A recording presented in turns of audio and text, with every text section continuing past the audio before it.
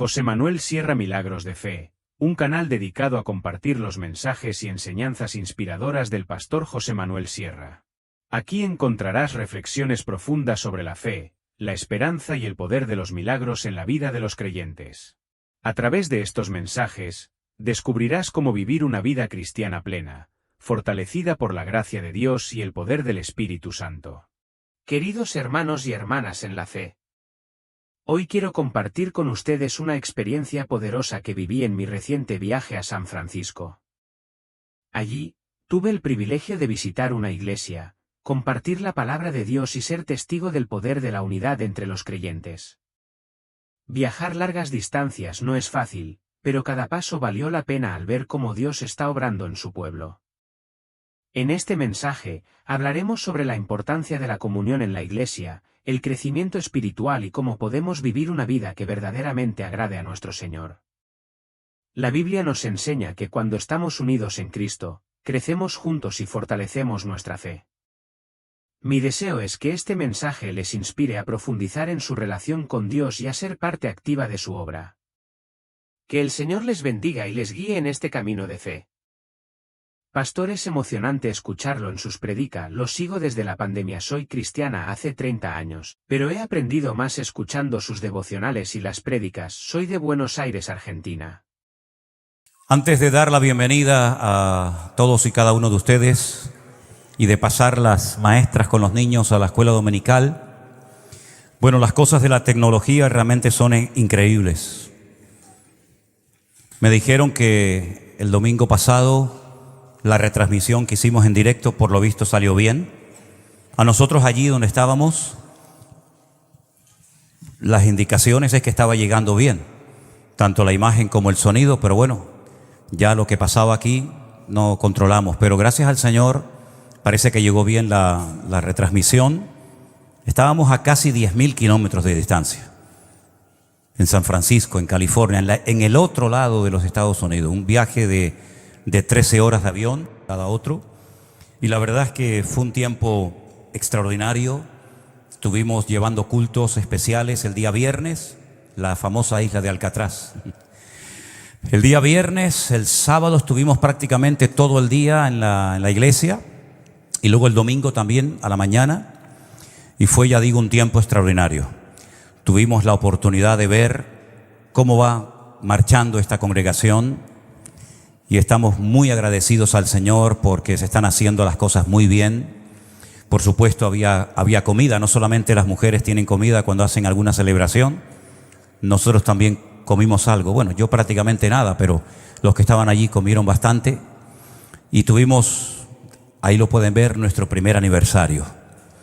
¿Quién nos iba a decir a nosotros hace unos años atrás que íbamos a poder viajar por el mundo entero, verdad?, visitando hermanos, y en esta ocasión una de nuestras congregaciones en los Estados Unidos, y la verdad que fue un tiempo maravilloso. El viernes solamente fue para los miembros de la iglesia allí presencial, para los miembros también de la iglesia virtual. Ya el sábado todo el que quería venir podía venir. Vinieron hermanos de otras congregaciones, tuvimos culto a la mañana, comimos, luego también a la tarde, a la noche tuvimos otro. Tuvimos también un tiempo muy bonito, muy extenso de preguntas y respuestas. Y luego el domingo a la mañana, digo a la mañana porque hay 8 horas de diferencia. Y créame que tanto la ida como la vuelta cuesta mucho a uno adaptarse otra vez al horario, ¿no? Cuando uno va para allá, cuando allí están despiertos, uno tiene sueño, y cuando uno viene para acá y la gente duerme, yo estoy toda la noche dando vueltas por la casa y poco a poco adaptándonos, ¿no? Pero tuvimos unas reuniones muy hermosas. Tuvimos también la oportunidad de llevar almas nuevas a los pies de Cristo, que eso es una de las cosas más bonitas y más importantes que puede suceder, por supuesto, en una reunión. Conocí a una hermana que había sido durante 27 años miembro muy activo de la iglesia de los mormones, allí en Estados Unidos. De hecho, me comentaba que sus hijas se casaron en el famoso templo de los mormones en el estado de Utah, en Estados Unidos.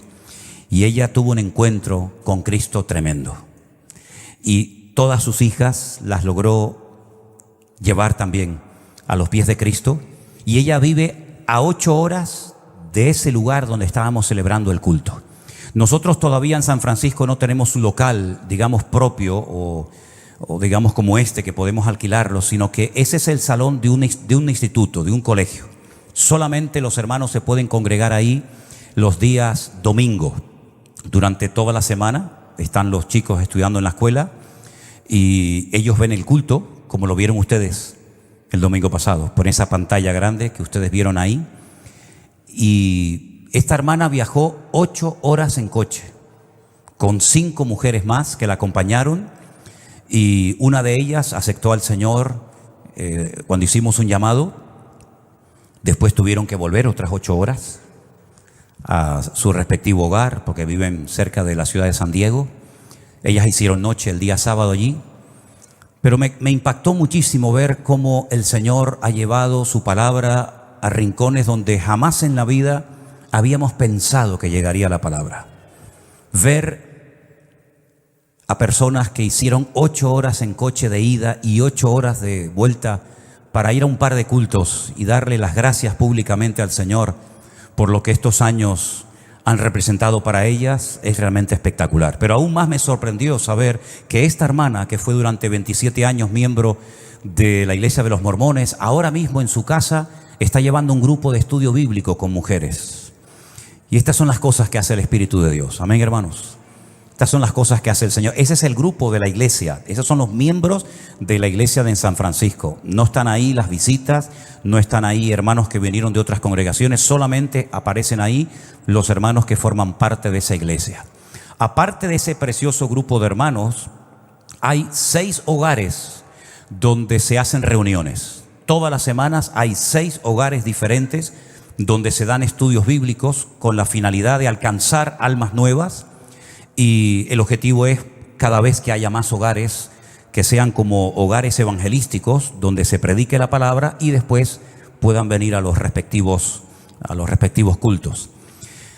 Vieron por ahí una bandera venezolana en una mesa, y es que el domingo a la mañana hubo comida de todas las naciones representadas, porque ahí hay hermanos de Colombia, de Venezuela, hermanos de México, hermanos de muchos países, y cada uno hizo su comida típica y cada uno iba por la mesa pues cogiendo el plato que más le gustaba, ¿no? El que más quisiera comer.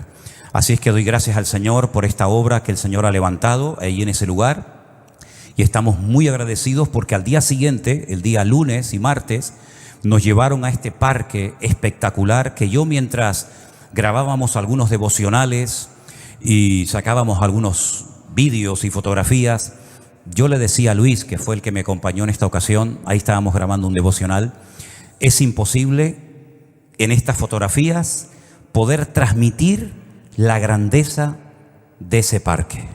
Allí se ve la mano de Dios por todas partes. Ahí están los árboles más grandes del mundo, las famosas secoyas, unos árboles gigantescos. Incluso hay uno de ellos, ahí hay uno caído, pero hay uno de ellos que lo perforaron, no sé si saldrá ahí en la fotografía, creo que está allá al fondo, y se puede meter uno por en medio. Y es realmente impresionante. Ese parque de Yosemite se tarda 7 horas en coche poder recorrerlo todo. 7 horas en coche.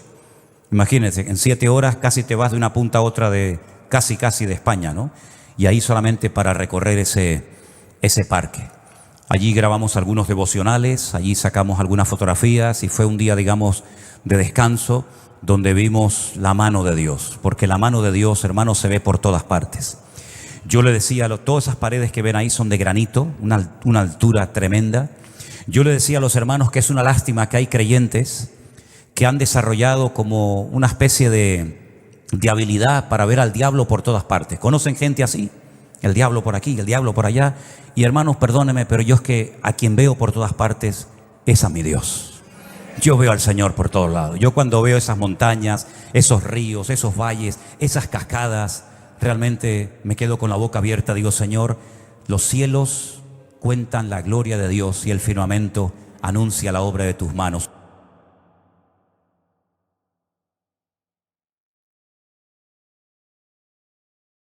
El que todavía estamos usando porque no ha terminado, la fotografía que aparece en la portada está pequeñita porque todavía no se ha producido el deshielo. Ahora entraría en el otoño y posteriormente el invierno. Pero ¿quién nos iba a decir a nosotros que íbamos a poder hacer un devocional justamente en el lugar donde se sacó esa fotografía para plasmarla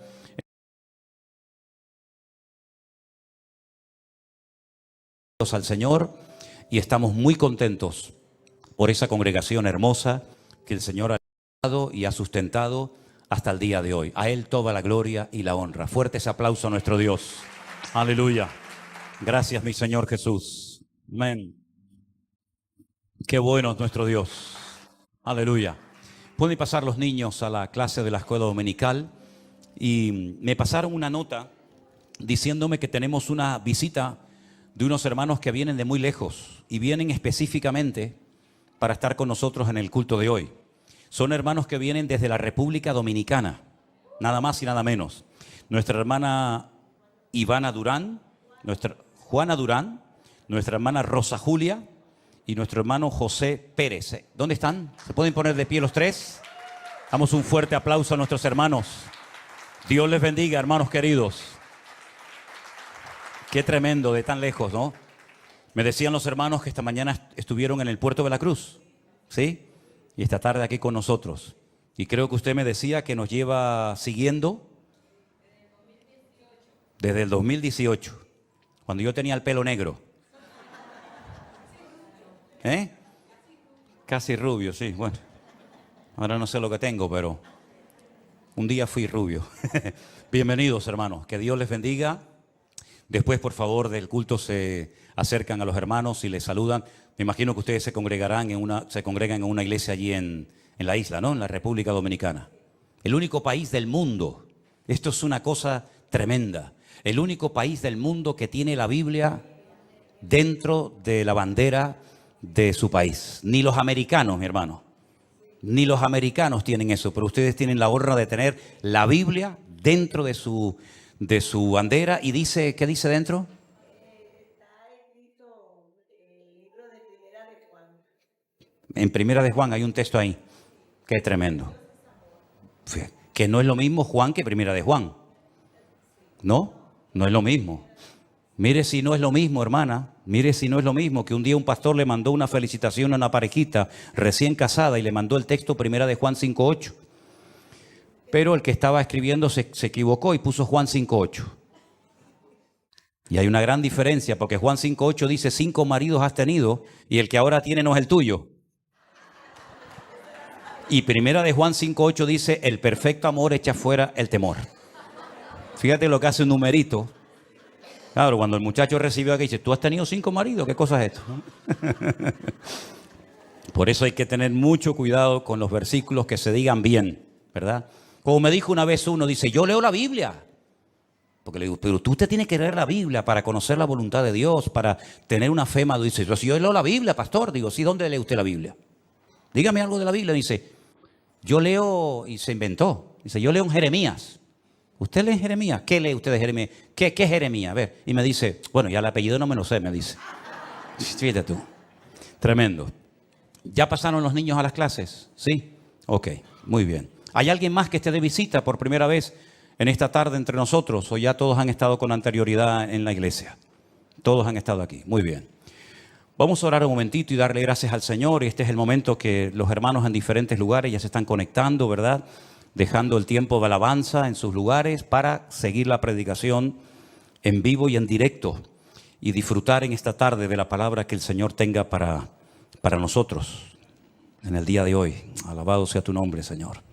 Te damos muchísimas gracias, Padre Santo, por este privilegio tan maravilloso que nos das de estudiar tu palabra, abrir este santo libro inspirado por tu Espíritu Santo, Señor, a través del cual tú siempre nos hablas, siempre nos ministras, siempre nos fortaleces el ánimo y la fe. Y pedimos que en esta tarde, Señor, siga siendo así, Señor. Que lo que hablemos, que lo que tú hayas puesto en nuestro corazón sea de bendición para todos los que van a escuchar este mensaje. En el bendito nombre de nuestro Señor Jesucristo pedimos todo. Amén y amén.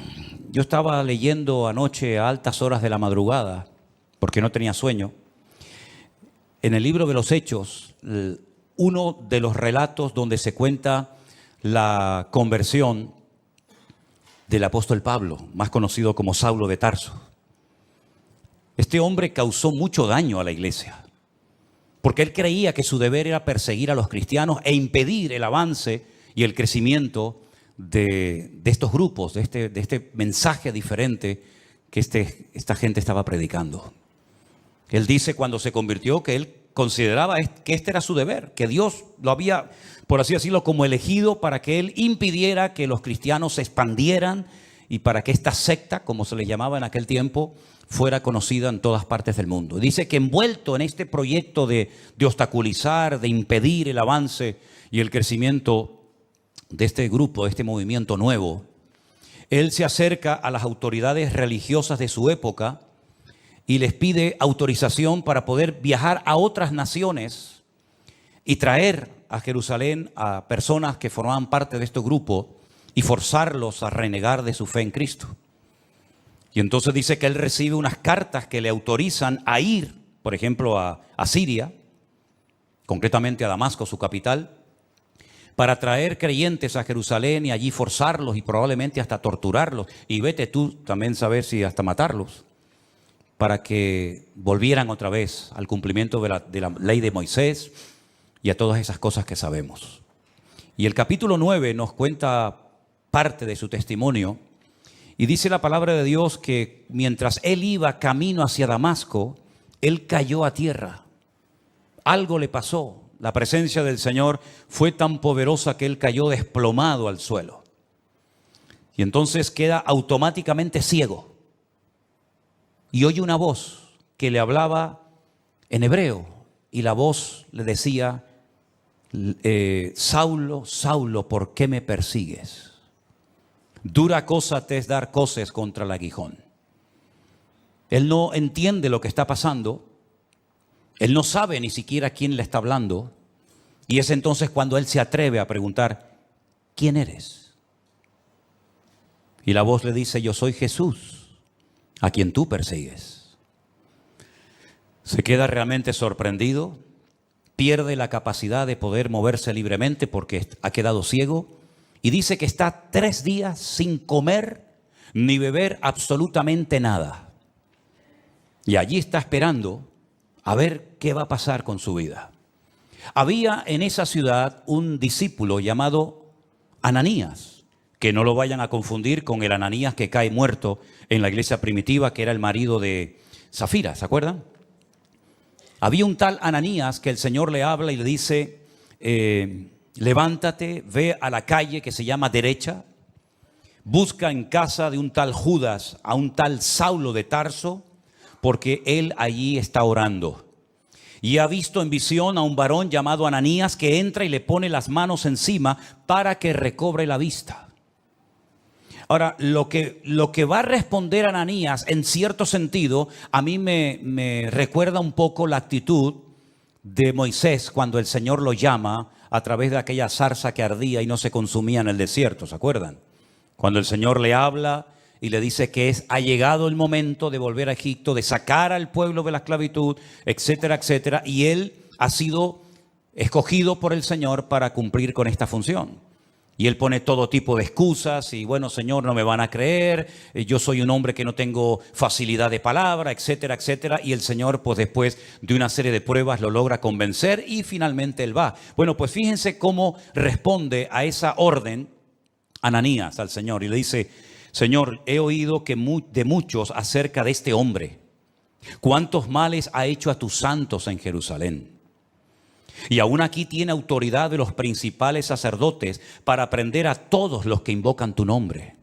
Como dicen, Señor, yo sé que tú eres perfecto y tú no te equivocas, pero tú me estás mandando a que vaya a orar y le ponga mis manos encima a un hombre que es un peligro.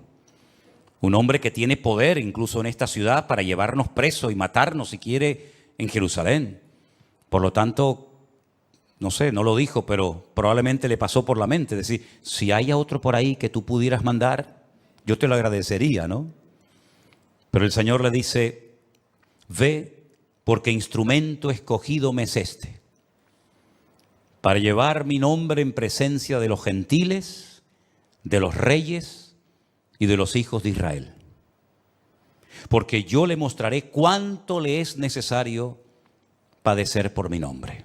Yo no sé si esto se lo dijo Ananías a Pablo, pero lo que está bien claro que si leemos el resto del capítulo 9 y toda la historia que nos cuenta la Biblia sobre Pablo, su vida no fue nada fácil, porque prácticamente desde los primeros días de su conversión ya querían matarlo.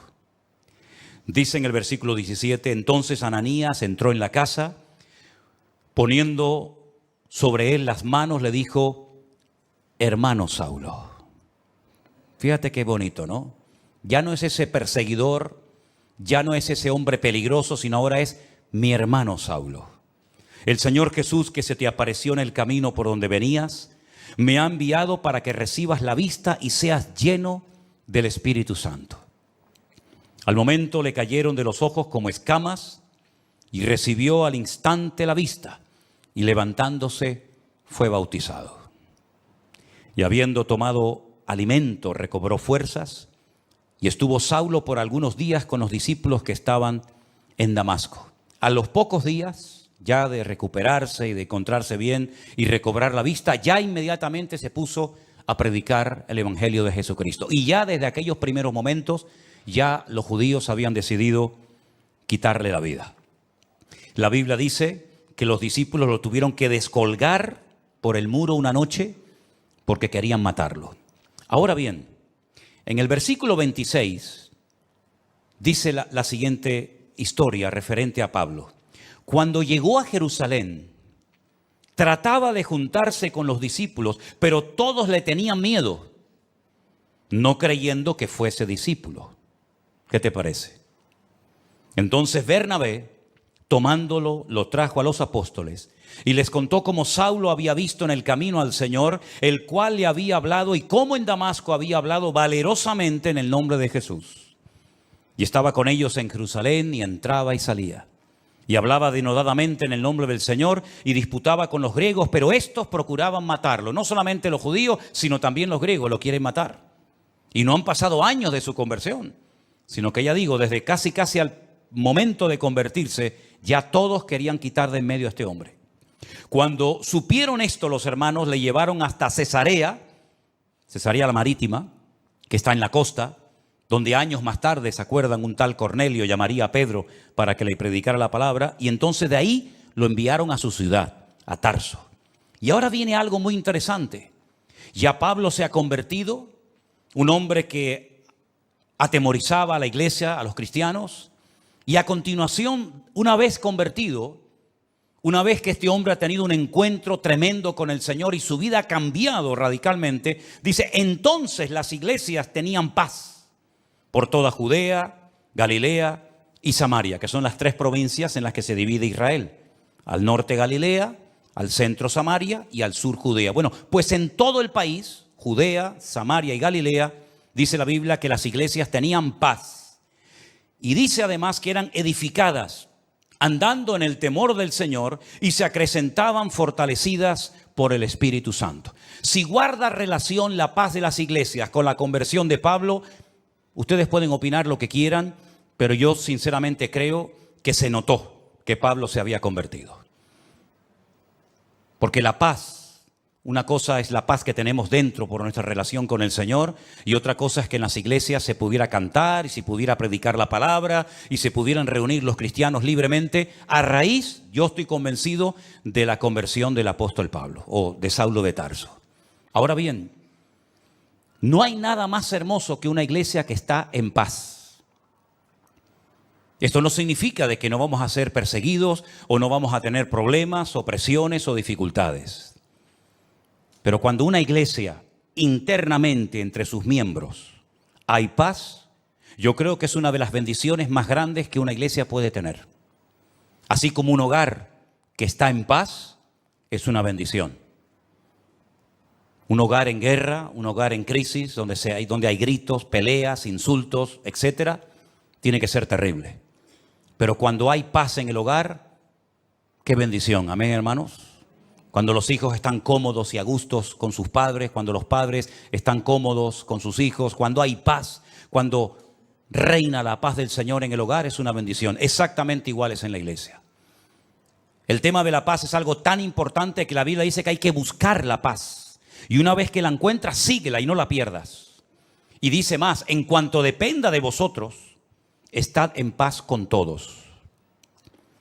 Porque al fin y al cabo nosotros tenemos que ser pacificadores, dice la Biblia, ¿sí o no? Una de las bienaventuranzas del Sermón del Monte dice, bienaventurados los pacificadores, porque ellos serán llamados hijos de Dios. Si usted es una hija de Dios, usted no puede estar en guerra con ninguna hermana de la iglesia. Porque entonces usted no está siendo coherente con lo que usted dice que es. Si usted es cristiano, si usted es un hijo de Dios, usted tiene que estar en paz, no solamente consigo mismo, no solamente con el Señor, sino en paz con todos los hermanos. Y no evitar el cruzarte con ese hermano o hermana, no tener que ir por un pasillo para evitar que él venga por el otro, daros la paz, saludarse, hablarse, mirarse a los ojos y no tener que decir, bueno, voy a llegar un poquito más tarde para no encontrarme con fulanito de tal en la puerta. Y voy a salir un poquito más antes, ¿verdad? Un poquito antes para no tener que despedirme de este y de aquel. Si usted está viviendo así, usted está en desorden, hermano. Porque esa no es la voluntad de Dios. Digo, hermano, incluyendo al género femenino. Todavía nosotros creemos en eso. Yo sé que por allá afuera, ¿verdad? Pero aquí cuando decimos, hermanos, vivamos en paz, me refiero a todos, absolutamente, hombres y mujeres. Y tenemos que hacer todo lo posible para mantener la paz, el vínculo de la paz. La paz no la producimos nosotros, la paz es parte del fruto del Espíritu Santo que mora en nosotros. La paz la produce el Señor, pero la guardamos y la conservamos nosotros. Nosotros no podemos producir piñas, no podemos producir melocotones, pero sí podemos conservarlos en latas, incluso a veces durante meses o tal vez durante años. Exactamente es igual. Usted tiene que estar en paz consigo mismo, usted tiene que estar en paz con el Señor y usted tiene que estar en paz con todos los hermanos de su congregación y de todas partes. ¿Cuántos dicen amén? Y si usted opina lo contrario o está viviendo de una forma contraria, usted y yo con la autoridad que Dios me ha dado, le digo, usted está totalmente en desorden y fuera de la voluntad de Dios. Usted no puede bajo ningún concepto tener algo contra un hermano, venir a la iglesia, cantar, escuchar la palabra, levantar sus manos, etcétera, etcétera. Cuando usted sabe perfectamente que hay algo que usted tiene que arreglar hace mucho tiempo con ese hermano, con aquella hermana, con esta familia o con la otra familia, y usted ha ido dilatando y extendiendo el tiempo, haciéndose el sueco, como decimos por estas partes del mundo, y no dándole importancia. Sí tiene mucha importancia.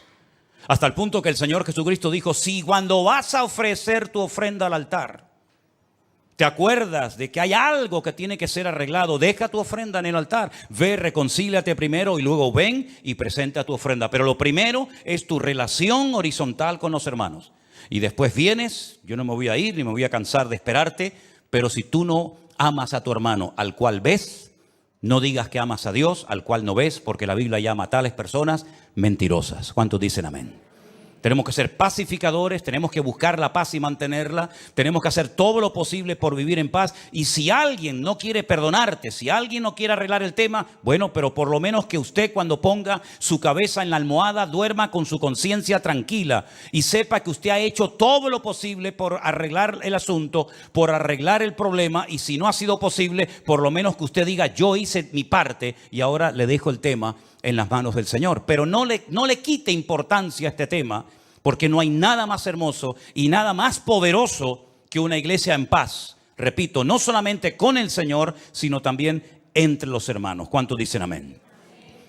Cuando nosotros tenemos conocimiento de Dios y de su palabra, ese conocimiento nos compromete. El conocimiento no es para presumir. Mire cuánto sé. Le voy a decir cuántos versículos de la Biblia sé o cuántos capítulos conozco. No, el conocimiento no es para eso. El conocimiento nos capacita para poner en práctica lo que hemos leído, lo que sabemos, y para poder vivir una vida cristiana práctica y no desde el balcón de la teoría, sino vivir como el Señor quiere que vivamos. Y por eso, como las iglesias tenían paz, dice que por eso las iglesias eran edificadas. ¿Cómo se edifica una iglesia? Bueno, lo primero que tiene que tener claro una iglesia, que lo que le va a dar sustento y fundamento a una congregación, a un ministerio y a una vida, es la roca que es la palabra de Dios. ¿Cuántos dicen amén? Todos conocemos la historia de aquellos dos que querían construir una casa. ¿Se acuerdan? Uno sobre la arena, deprisa, rápido, no tenía tiempo para esperar. El otro que cavó, ahondó, llegó a la roca, edificó su casa. Cuando vinieron los problemas, las turbulencias, los vientos, los huracanes, la lluvia, etcétera. Una cayó y fue grande su ruina. La otra permaneció. ¿Por qué? Porque tenía fundamento. Una iglesia para permanecer en el tiempo. Un creyente para mantenerse firme contra los achaques del enemigo, las pruebas, las tribulaciones, las presiones, las críticas, todo lo que usted quiera mencionar. La única forma es que tú tengas una base, no unos deseos, no unos anhelos, no. Un fundamento lo suficientemente sólido, porque la iglesia tiene que tener personalidad y criterio propio. Yo lo dije hace poco, la iglesia, el cristianismo está siendo atacado, nos están buscando las cosquillas por todas partes. Si no es por los niños en la escuela, es por la universidad, si no es por las leyes del gobierno, nos están tratando de provocar y pinchar y burlarse y reírse, hasta de una forma legal, ¿verdad? Pero sin embargo, una iglesia que crece es una iglesia que sabe lo que tiene que creer, lo que tiene que practicar y lo que tiene que rechazar contundentemente, aunque no sea popular su postura. Y es que, dicho sea de paso, el cristianismo nunca ha sido popular. Si usted lo que quiere es ahora que estás convertido, caerle bien a tu gente, algunos sí, pero te aseguro que a muchos no le hará ninguna gracia, ni les va a traer lo más mínimo saber que tú ahora dices que vas en serio con el Señor. No le va a hacer ninguna gracia. ¿Vas a aguantar la presión? ¿Vas a aguantar la burla? ¿O vas a pasar desapercibido? ¿O vas a marcar una diferencia como tantos y tantos hombres y mujeres de la Biblia a lo largo de la historia marcaron una diferencia porque no se dejaron arrastrar, no se dejaron corromper por la corriente de este mundo? Las iglesias eran edificadas porque sabían que Cristo le da estabilidad a la vida de una iglesia y a la vida de un creyente.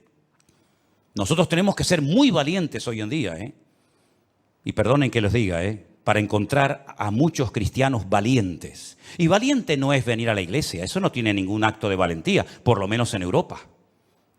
A lo mejor habría que tener mucho valor para ir a una iglesia en otros países donde hay persecución, pero para entrar por estas puertas, ¿qué valentía tienes que tener? Ninguna.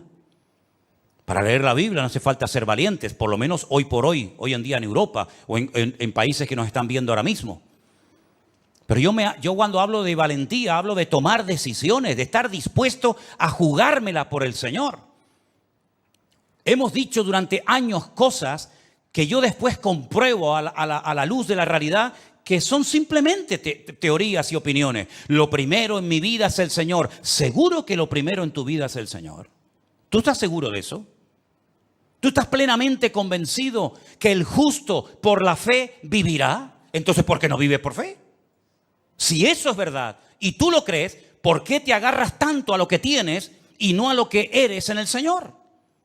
Porque hay incluso personas que no tienen tantas responsabilidades en la vida que atender y que les cuesta tanto dar pasos de fe, pero sin embargo después predican y hablan de la fe, pero a la hora de la verdad no dan los pasos correspondientes.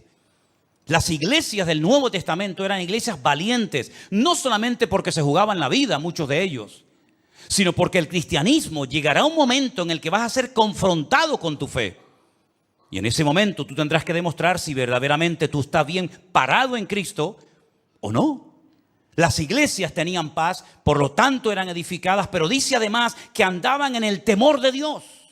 Bueno, ya todos sabemos a estas alturas, creo yo, la diferencia entre miedo y el temor a Dios. Nosotros no tenemos miedo a nadie, ni a nada, pero sí tenemos que tener temor, es decir, respeto a Dios. Tal vez uno de los versículos más conocidos que menciona este tema es el de Proverbios, cuando dice que el principio de la sabiduría es el temor de Dios. Pero es que a mí me gusta otro que también habla del temor de Dios, que también está en Proverbios, que dice que el principio de la sabiduría es aborrecer el mal. Y dice la Biblia que las iglesias de Judea, de Galilea y de Samaria andaban en el temor de Dios. Es decir, eran iglesias que andaban en orden. Eran iglesias que andaban alineadas con Dios y con su palabra. Eran iglesias que no vivían en la carne. Eran iglesias que andaban en santidad, comprometidos, sabiendo que ellos eran, como dijo el Señor, la sal de la tierra y la luz. del mundo. No siempre fue así. Después hubieron tremendas persecuciones, muchos hermanos perdieron la vida, unos fueron quemados, torturados, crucificados, etcétera, etcétera. Pero por lo menos durante un tiempo, el libro de los Hechos destaca que hubo un tiempo que había paz en las iglesias. Las iglesias eran edificadas en la palabra, en el amor unos con otros, porque andaban en el temor de Dios, y parece como que una cosa nos lleva a otra. Cuando hay paz, nos podemos edificar mutuamente unos a los otros. Y cuando nos edificamos es porque entendemos que el temor de Dios implica compromiso el uno con el otro. El venir a la iglesia no es hola, hola, buenas tardes, Dios te bendiga. No es venir de excursión a la iglesia. Yo noto que hay algunos que vienen de excursión a la iglesia. Y noto que hay algunos que vienen obligados a la iglesia. Y eso funciona un tiempo. Pero llegará un momento que no te va a funcionar ese sistema. Llegará un momento que el niño o la niña te dirán, no voy a la iglesia. Y ya no sirve. Te quito el teléfono, no sales con tus amigas, no te va a funcionar ese sistema. Porque perdiste la guerra hace muchos años y la quieres ganar ahora. Y yo dije hace unas cuantas semanas atrás que hay batallas que las tienes que ganar hace años. Tuviste que haberlas ganado hace años. Como David aprendió a ganar muchas batallas en su vida privada, para después, cuando llegó el momento de su vida pública, derrotar a aquella mole de hombre llamado el gigante Goliat. Pero no era la primera vez que se enfrentaba a un obstáculo tremendo.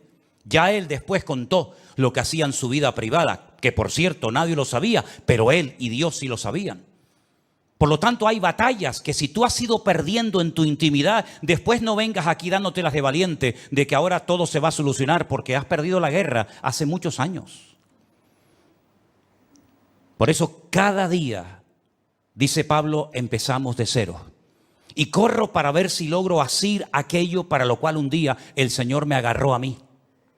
Porque todavía queda mucho camino por recorrer y mucho terreno por conquistar para el Señor. A veces decimos, he escuchado a hombres que dicen, la Biblia dice que la mujer tiene que someterse al hombre. Ya perdiste la guerra. Si vas así, ya perdiste la guerra, no hoy, hace años la perdiste.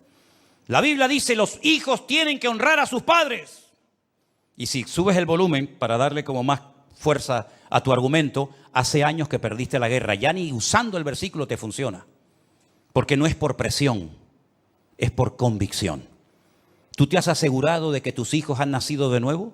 Porque si no han nacido de nuevo, ¿cómo lo vas a obligar a venir a un sitio donde Cristo y su palabra es la prioridad? Si tú has perdido la guerra en tu familia y en tu vida privada, en tu vida pública, tarde o temprano, saldrá a la luz tus derrotas personales.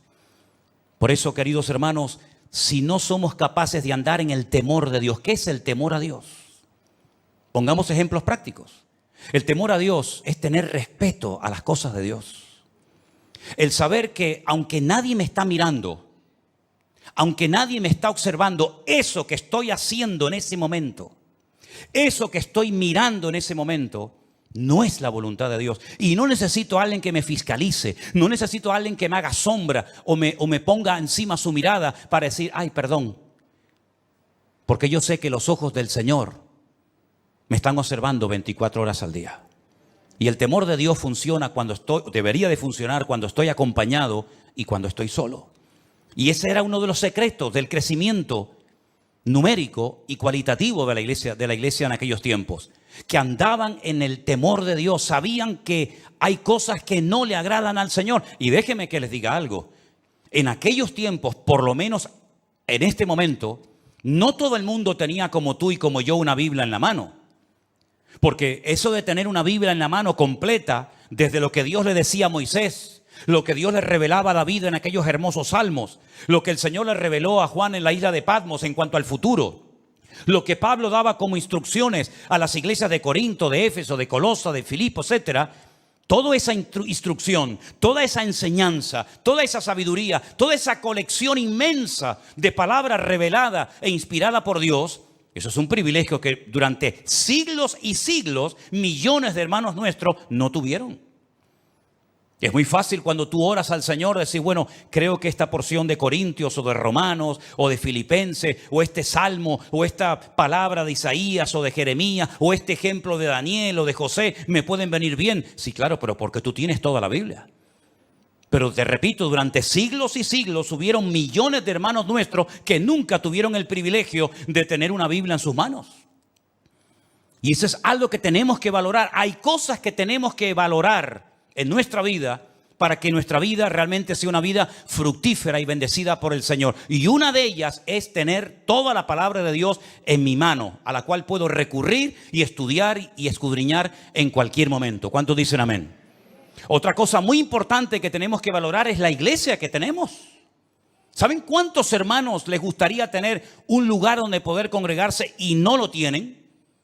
Bien porque a lo mejor no hay una iglesia cerca de su casa, bien porque las que hay son un desastre y enseñan cosas que no son bíblicas, por el motivo que sea. Pero ¿sabes el privilegio de poder tener un lugar donde tú puedes encontrarte con otros hermanos cuantas veces tú quieras? ¿Saben el privilegio que tienen, por ejemplo, nuestros hermanos allí en San Francisco, con lo que estuve la semana pasada, de tener una iglesia? Amen su congregación, amen las personas que están trabajando allí, dando su tiempo y su vida. Hay algunos que tienen la sensación de que siempre lo que no tenemos es lo mejor y no lo que tenemos. Siempre la mejor iglesia es la que no tengo. El mejor pastor es el que no tengo. Los mejores líderes son los que no tengo. ¿Cuándo llegará el día en que muchos cristianos inmaduros y carnales se den cuenta que lo mejor no es lo que me falta, lo mejor es lo que ya tengo, que me dio el Señor hace mucho tiempo? ¿Cuántos dicen amén? Dele gracias a Dios por sus hermanos. Dele gracias a Dios por la Biblia. Dele gracias a Dios por sus obreros, por sus pastores. Dele gracias al Señor por su iglesia. No esté siempre con un ojo por arriba y con un ojo por otro lado. Valore lo que tiene. Porque yo he llegado a la conclusión de que hay algunas personas que dicen que se fueron de algunas iglesias, pero después, viendo cómo andan hoy en día, pues a lo mejor empiezo a dudar de que no salieron de su iglesia porque a lo mejor en su iglesia se hacía todo mal, sino porque a lo mejor ellos eran los que estaban mal y no querían someterse ni obedecer la palabra de Dios. Qué maravilla ver este versículo, hermanos. Y al final la conclusión es que eran fortalecidas por el Espíritu Santo. Tenían paz, eran edificadas, andaban en el temor de Dios, se acrecentaban, es decir, crecían, se multiplicaban, fortalecidas por el Espíritu Santo. Este es el diseño bíblico perfecto para una iglesia local o en cualquier parte del mundo donde se encuentre. No hay nada más que esto, hermanos. Y cuando dice que eran fortalecidas en el Espíritu Santo, nosotros tenemos que saber a estas alturas que el Consolador o el Espíritu Santo fue enviado por el Señor a la vida del creyente, a la vida de las iglesias para fortalecerlas. Miren algunas cosas que dijo el Señor en los días previos a su despedida. Cuando observó a sus discípulos un tanto tristes, les dijo: no os dejaré huérfanos, tranquilos, no se pongan nerviosos, no estén así preocupados. Yo me voy, pero yo le rogaré al Padre para que os envíe al Consolador, al Espíritu Santo, el cual estará con vosotros para siempre. Jesús no estuvo siempre con sus discípulos, estuvo un tiempo, estuvo unos años y después volvió a la gloria, pero dice: no os dejaré huérfanos. Cuando el Espíritu Santo venga, que ya vino, Él tomará de lo mío y os lo hará saber. Él os recordará todo lo que yo os he enseñado. Él me glorificará a mí y Él os guiará a toda la verdad. ¿Cuántos dicen amén? Por eso el apóstol Pablo escribía aquellas cartas y en una de ellas decía: hermanos, por favor, no quiero que ignoréis que vuestro cuerpo ahora es el templo del Espíritu Santo de Dios, el cual mora en vosotros. Mira, ni Moisés, ni Jeremías, ni Isaías, ni David, ni ningún personaje del Antiguo Testamento podía decir: en mi cuerpo mora 24 horas al día el Espíritu Santo de Dios. Ninguno de ellos lo pudo decir, porque no era el momento. Pero ahora, en estos tiempos, desde que nació la iglesia en el día de Pentecostés hasta el día de hoy, nosotros podemos asegurar con la Biblia en la mano de que nosotros somos portadores, templo del Espíritu Santo de Dios, el cual mora en nosotros. Ya no tenemos que ir a un templo en particular para ver y observar y experimentar la presencia del Señor, sino que Dios mora en mí, Dios vive dentro de mí. Y si el Espíritu de Dios mora en nosotros, Él dará testimonio a nuestro espíritu de que estamos o no en la verdad. Si el Espíritu de Dios mora en nosotros, comenzará a cambiar nuestra forma de pensar. Porque dice que los que son de la carne piensan en las cosas de la carne. Faltaría más. ¿En qué van a pensar? Pero dice, pero los que son del Espíritu piensan en las cosas del Espíritu. Te cambia la forma de hablar, te cambia la forma de pensar, te cambia la forma de vivir. Y por eso tenemos un capítulo entero que sería buenísimo que se lo aprendieran de memoria. No digo léanlo, no, eso ya era hace años. Eso ya era hace años. Pastor nos dijo que no, ahora te digo que lo aprendas de memoria. Tenemos que ir avanzando, ¿no? Si no, siempre estamos igual, como los niños pequeñitos. Léanse el capítulo 8. ¿Cuántos leyeron el capítulo 8 de Romanos? Eso ya pasó a la historia. Ahora usted tiene toda una semana para aprenderse un capítulo entero de la Biblia. Y lo puede hacer perfectamente, ¿eh? Porque yo cuando veo a gente que está estudiando medicina y se tienen que aprender miles de términos y miles de medicamentos y lo hacen, ¿cómo no nos vamos a aprender nosotros? Además, cuando contamos con la ayuda del Espíritu Santo de Dios, ¿sí o no? Pues entonces aprenderse esta semana de memoria Romanos capítulo 8. ¿O no se aprendieron ustedes Salmo 91 durante el tiempo de la pandemia? Pues ahora Romanos 8. Y Romanos 8 nos dice cómo vivir en el Espíritu. Si usted ve que su vida no va bien, si usted ve que algo siempre hay, es porque a lo mejor no está poniendo en práctica lo que dice Romanos 8. Porque Romanos 8 es la enseñanza, es el diseño divino para la vida de una iglesia hoy en día. Vivir en el Espíritu de Dios. Y entonces te vas a dar cuenta de que hay tentaciones que ya no te vienen, cuando antes te venían todos los días. Pero porque has ido matando el deseo de la carne, lo has ido matando de hambre. Y has comenzado a alimentar la nueva criatura, la nueva obra que el Señor ha hecho en ti. Y te vas a dar cuenta de que ahora tus deseos han cambiado. Antes lo que te dominaba ya te da, perdonen, hasta asco. ¿No les ha pasado a ustedes eso alguna vez? Yo he conocido fumadores, yo nunca fui un fumador. Yo me habré fumado 2 cigarrillos en toda mi vida, o 3 o 4, yo qué sé. Pero hay gente que fue fumadora, pero fumadora de estos de verdad. Que me dicen, a mí se me pone una persona hoy en día que fuma a mi lado y me da asco. Y tú, a ti te da asco. Pero si tú antes te daba, ya. O digo fumar, perdonen, parece como que siempre el pecado más grande es el de fumar.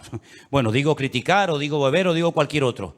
Cuando tú verdaderamente estás empapado y enamorado del Señor y tienes tus ideas claras y estás alineado y centrado en el Señor y andas no por impulsos, por emociones, por sentimientos, sino andas fortalecido en el Espíritu y por el temor de Dios, te vas a dar cuenta de que tus gustos han cambiado. Hay músicas que no te van a gustar porque le ofenden y le molestan al Espíritu Santo que mora en ti. Pastor, es bueno que yo oiga esto o lo otro. Digo, usted es cristiana, ore al Señor y ya verás lo que el Espíritu Santo te dice a tu corazón. Es más, si estuviéramos más llenos del Señor, no haríamos tantas preguntas. Estoy convencido de ello. Porque el Espíritu que mora en nosotros nos pondría en nosotros el anhelo de Cristo para hablar, para pensar, para vestirnos o para lo que sea. Cuando usted se pone en el espejo, pregúntale al Señor, Señor, ¿cómo me ves? ¿Hay algo que no te gusta de mí? Y yo te aseguro que si tú eres sincero contigo mismo, el Señor te va a decir, quítate ese pendiente de la oreja, bobo. ¿Qué haces tú con eso? ¿Qué haces tú con eso? Ay, perdón, Señor.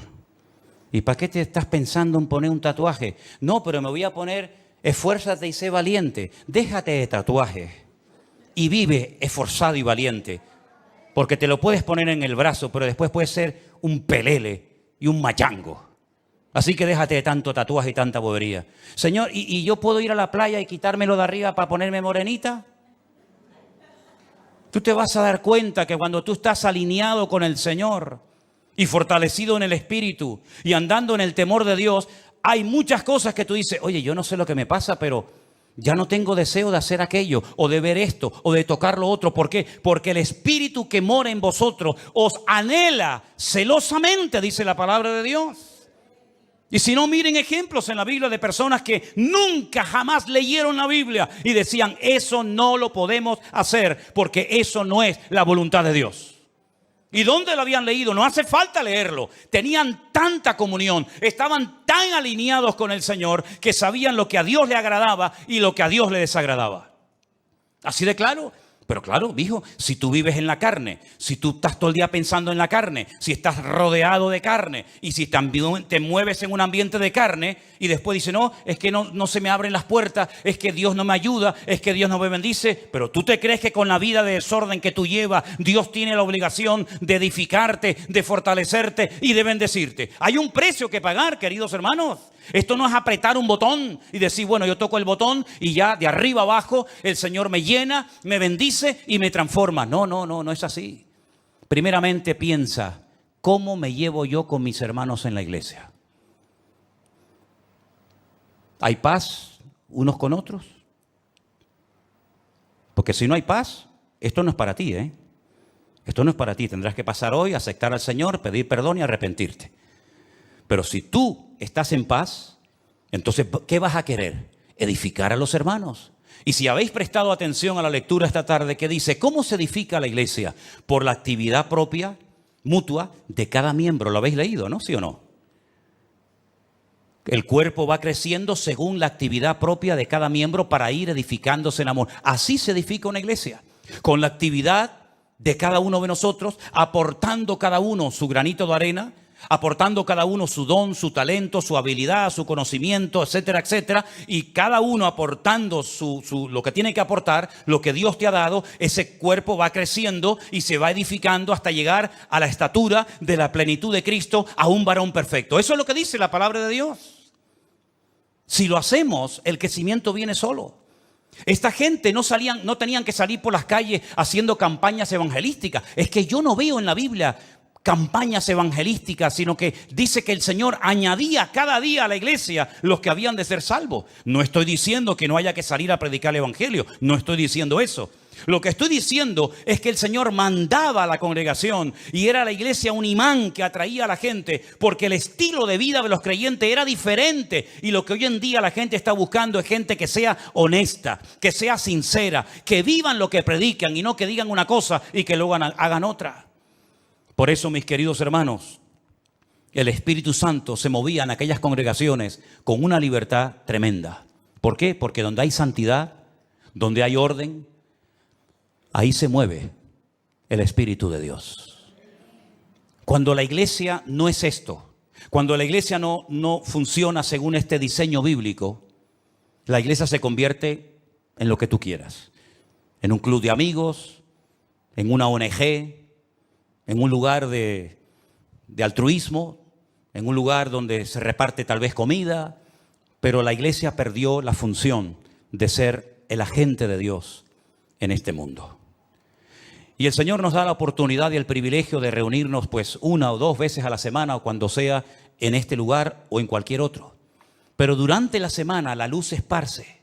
Ahora la luz está concentrada en un lugar. Todos estamos siendo alimentados, instruidos, ¿verdad?, edificados por la palabra, pero cuando termine esta reunión, y en sus respectivos países lo mismo, la luz se va a esparcir. Y durante toda la semana, cada uno de ustedes en el lugar donde viva, donde trabaja, donde estudies, vas a tener que marcar una diferencia y vas a ser una luz.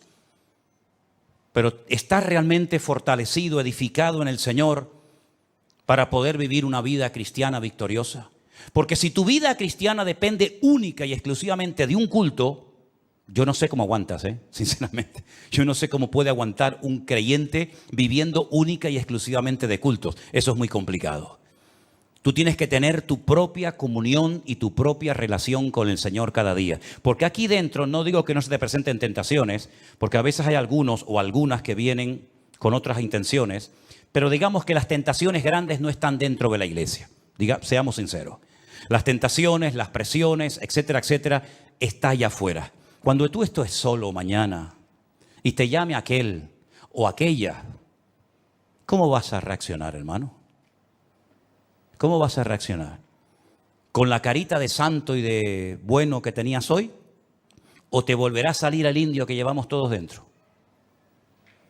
Dios nos tiene que sacudir el alma para que nos demos cuenta de que somos el objetivo del enemigo y sobre todo nuestros hijos.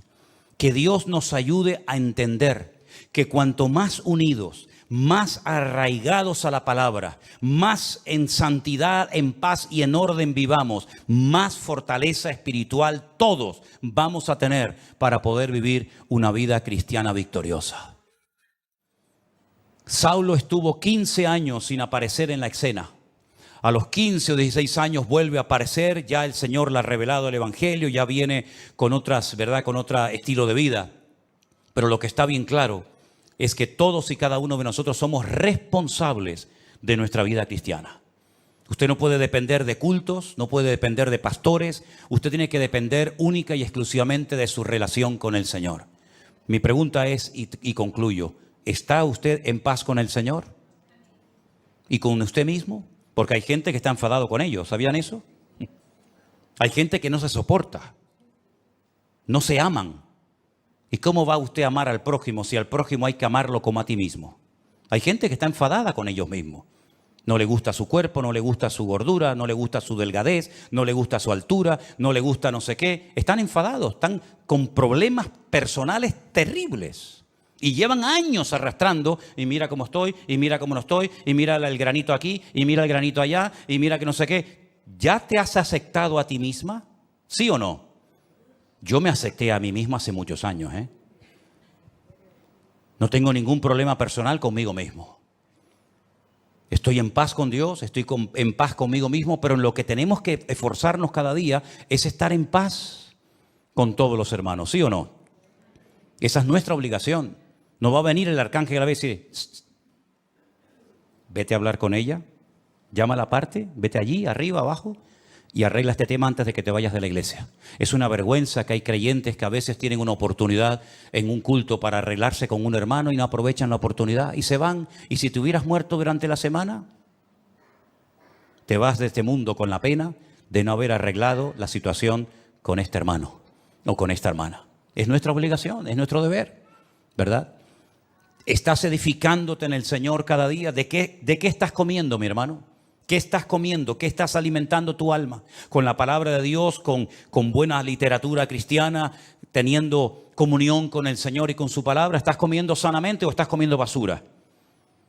Ustedes saben que se ha puesto de moda la comida basura, es la más rápida, ¿no?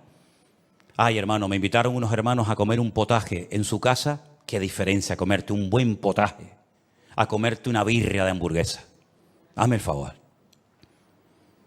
¿Estás comiendo bien espiritualmente hablando? ¿Estás comiendo bien? Es tu obligación, no la mía, es la tuya. ¿Estás fortaleciéndote en el Señor? ¿Estás andando en el temor de Dios? ¿Estás huyendo de ciertos y determinados ambientes y lugares y personas que te pueden contagiar y te pueden perjudicar tu desarrollo y tu crecimiento espiritual? ¿Te das cuenta cómo hay muchas cosas que no dependen de un pastor o de una iglesia, sino son cosas que somos nosotros los responsables delante de Dios de tomar esas medidas preventivas para poder construir una vida cristiana victoriosa? Medita en todo esto que has escuchado esta tarde, hermano. Porque hay gente que a lo mejor no tienen paz en su corazón porque no están haciendo esto que hemos leído esta tarde. No se están edificando en el Señor, no tienen comunión con el Señor y por lo tanto no tienen paz. Pero la paz es posible, dice la Biblia. Tú guardarás en completa paz. ¿A quién? Aquel cuyo pensamiento en ti persevera. Cierra tus ojos en esta tarde y dile al Señor, Señor, escúchame bien lo que te voy a decir. Así como las iglesias de Galilea, de Judea, de Samaria tenían paz, yo quiero tener paz. Así como aquellas congregaciones de antaño eran edificadas en la fe y en la palabra, yo también lo quiero ser hoy en día, Señor. Yo quiero ser fortalecido en el Espíritu Santo de Dios cada día. Yo quiero amarte y quiero temerte, porque eso es lo que significa tener temor de Dios, respetar a Dios, tener respeto a Dios y no ser un descarado, un irreverente, un desobediente, sino ser una persona que tiene respeto de Dios. Que no le echa siempre la culpa a alguien de tus problemas. Porque esa es una actitud tremendamente infantil. Ay, si yo hubiera tenido un buen padre. Ya. ¿Y cuántos han tenido un buen padre y han salido totalmente descarriados?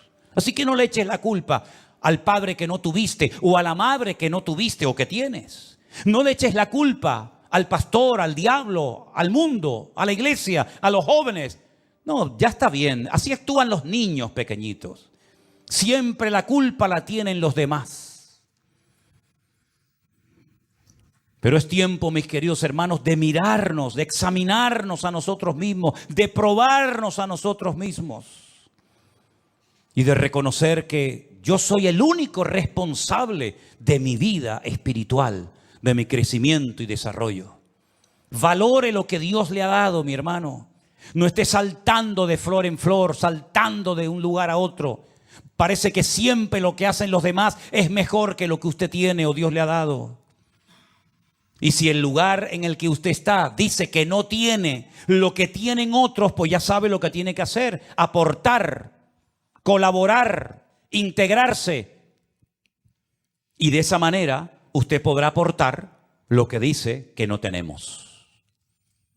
Madurez, valentía, crecimiento y desarrollo espiritual es lo que necesita urgente la iglesia del Señor hoy en día. Ya basta de ese cristianismo superficial, con una falta de compromiso total y absoluta. Hermanos, nosotros, dice la Biblia, estamos completos en Cristo Jesús. Usted está completo en Cristo Jesús. Solamente tienes que echar mano de lo que Dios te ha dado hace mucho tiempo. El mismo Espíritu de Dios que moraba en Cristo Jesús, nuestro Señor, es el mismo Espíritu que mora ahora en ti. Ni más ni menos. Por eso dice la Biblia que el Espíritu que levantó a Cristo de los muertos vivificará vuestros cuerpos mortales por su Espíritu que mora en vosotros.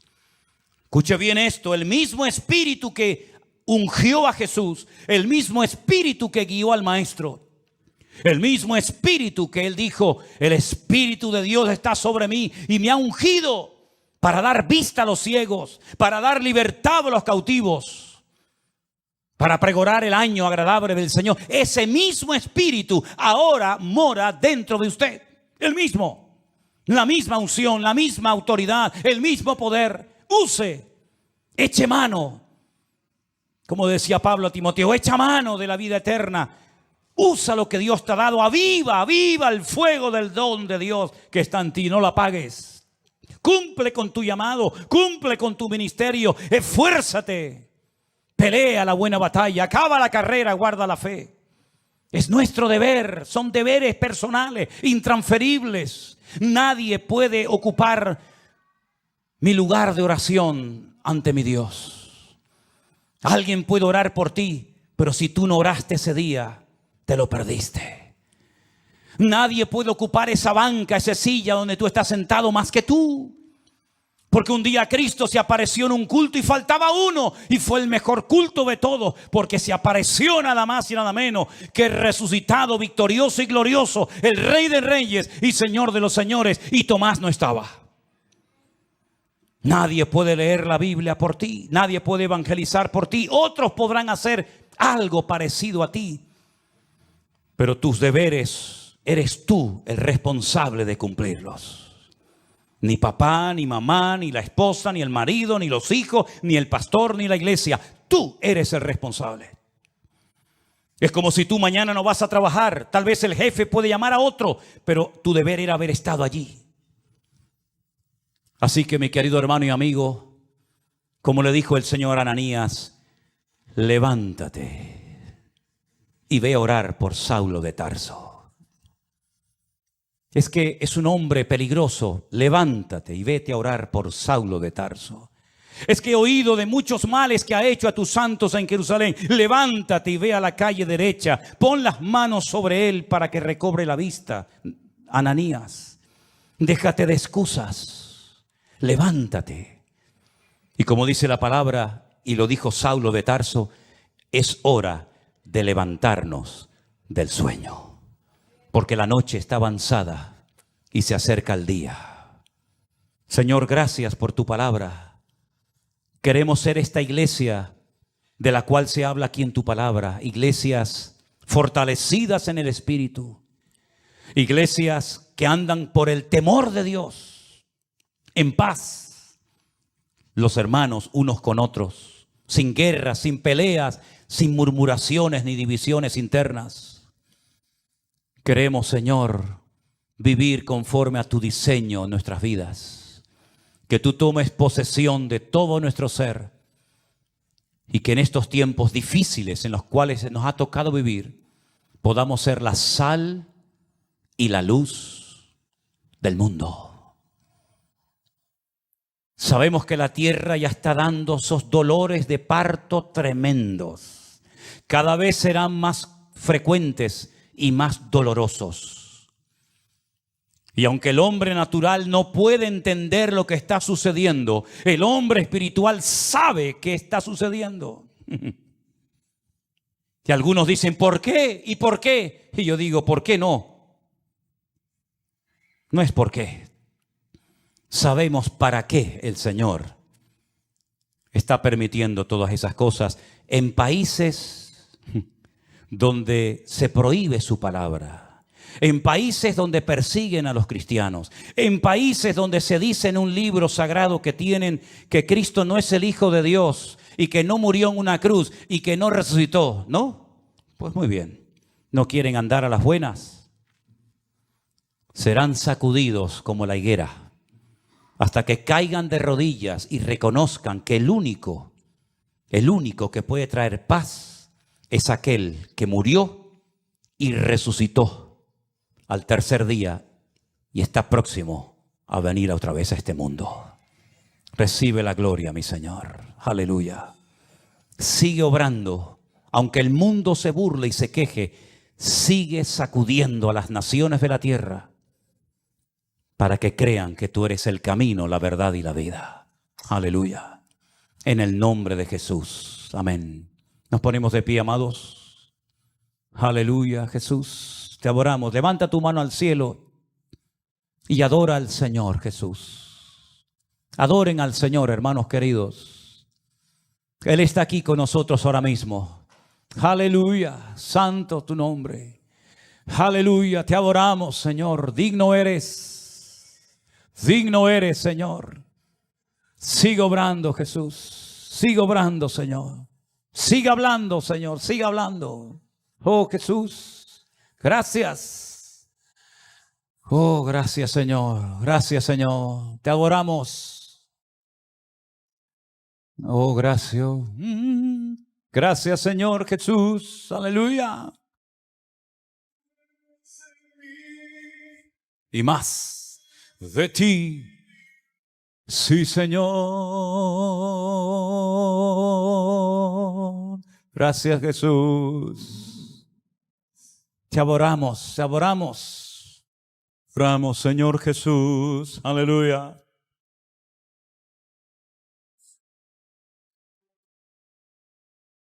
Gracias, Señor.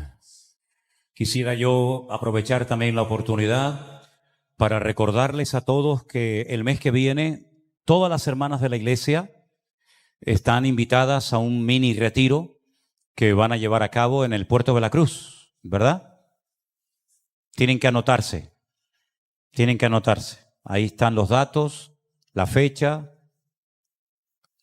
guardando tu corazón. Yo espero que las hermanas de la congregación puedan asistir, ¿verdad? Y disfrutar de este tiempo especial que el Señor les va a permitir tener el día 13 y 14 de octubre, Dios mediante. Quiero también anunciar que el próximo congreso nuestro como iglesia se va a llevar a cabo en esta ocasión en la ciudad de Alicante. Durante 2 años lo hemos hecho en un hotel en un pueblecito de la provincia de Toledo llamado Los Llévenes. Como ya no cabemos en ese lugar y como ya no hay espacio para todos, el Señor nos ha provisto de un nuevo lugar en la ciudad de Alicante, un poquito a las afueras de la ciudad de Alicante. Ahí tienen los datos. Nuestra hermana Saray, la que está al piano, ella es la que lleva todo el tema de la organización, de las inscripciones. Hermanos, anótense lo antes posible. Me gustaría que todos ustedes pudieran asistir. Ya tengo constancia He estado en este evento en Estados Unidos y hay hermanos de San Francisco que van a venir, imagínense, de tan lejos, de San Francisco van a venir allí. Hermanos de Chile, me contestaban hace unos días unos hermanos, matrimonio de mi hermano José Zaragoza y su esposa, van a venir una vez más al Congreso. Así es que las plazas están abiertas, reserven su plaza, se abran con Saray.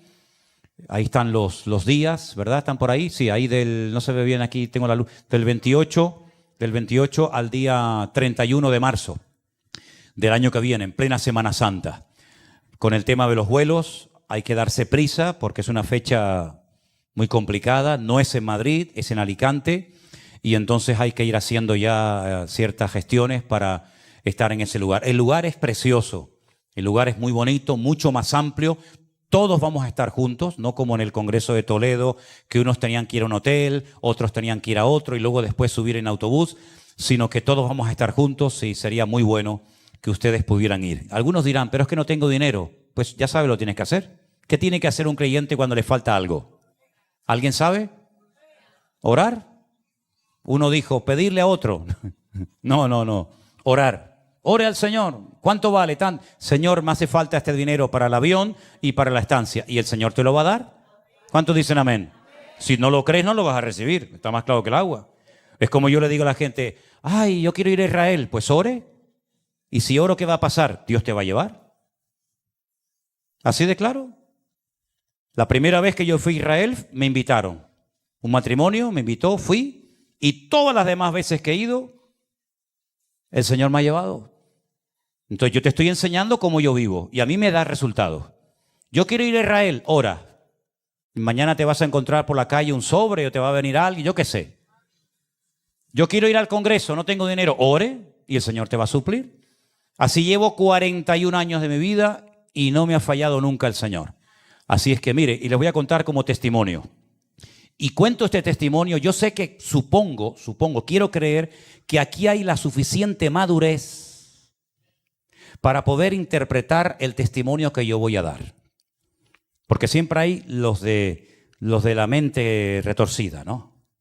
Yo acabo de estar en nuestra congregación en San Francisco, día viernes, sábado y domingo, predicando unas cuantas veces, viajando 13 horas de avión para allá, 13 horas para acá, cambio horario, o 18, digo 13. 13 me quedaba a mitad de camino.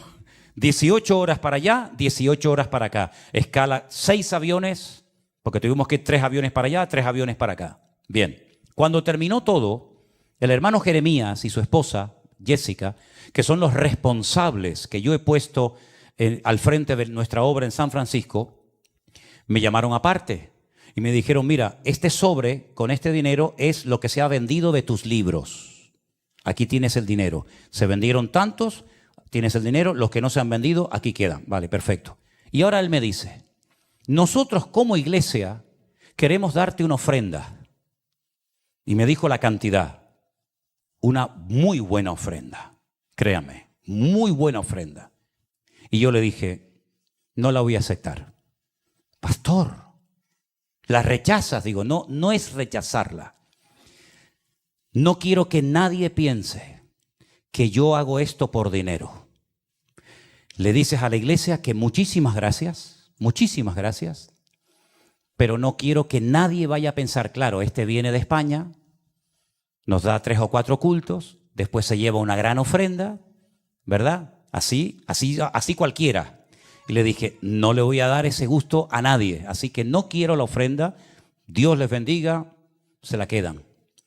Me vengo para Tenerife, al día siguiente de llegar o a los 2 días, mi hermano Jeremías me manda un WhatsApp y me dice, un hermano de Guatemala me ha llamado que te quiere mandar una ofrenda aún más grande que la ofrenda que ellos me iban a dar en Estados Unidos.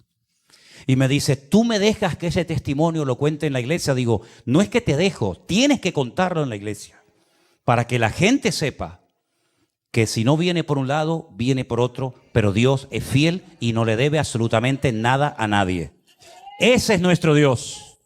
Ese es nuestro. Y gloria para mí ninguna. De verdad lo digo, Gloria para mí ninguna. Porque yo me venía igual de contento, con ofrenda o sin ofrenda, porque yo no estoy aquí desde los 17 años y tengo 62, que voy a hacer ahora, por dinero. No estoy aquí por dinero. Si hubiera querido dinero, me hubiera hecho torero como mi padre, ¿sabes? Así que el Señor que me responde a mí es el mismo que tú tienes. Y yo te estoy enseñando cómo yo vivo. Póngalo en práctica. Voy a orar hoy, a partir de hoy, para que el Señor me provea para el retiro en Alicante. Y tú vas a venir a mí y me vas a decir, oye, el Señor me ha respondido. ¿Cuántos lo creen? Espero pronto esos testimonios y los vamos a ver. ¿Dónde está Narcisa y el esposo? Allá atrás, que han venido. Acérquense aquí un momentito, déjenme verlos. Porque no se ven. Son nuestros hermanos de la iglesia virtual del grupo número 3.